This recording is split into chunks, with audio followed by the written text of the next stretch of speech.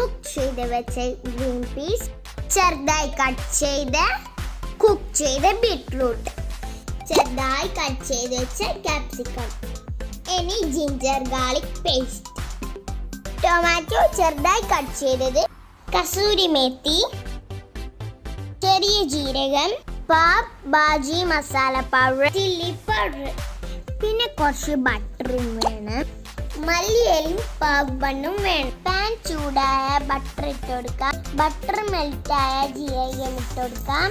ജീരകം പൊട്ടിക്കഴിഞ്ഞാൽ onion add ചെയ്ത് കൊടുക്കാം. ഇതിലേക്ക് ജിഞ്ചർ ഗാർലിക്കും ഉപ്പും ചേർത്ത് കൊടുക്കാം. ഇനി ടൊമാറ്റോസ് ആഡ് ചെയ്യാം. ടൊമാറ്റോ കുക്കാവുന്നവരെ വെയിറ്റ് ചെയ്യാം. ടൊമാറ്റോ ഇതുപോലെ ഒടിഞ്ഞാൽ 1 ടീസ്പൂൺ പാവ് ഭാജി മസാല ഇട്ട് കൊടുക്കാം. ഇനി എല്ലാം മിക്സ് ആക്കിയിട്ട് വെജിറ്റബിൾസ് എല്ലാം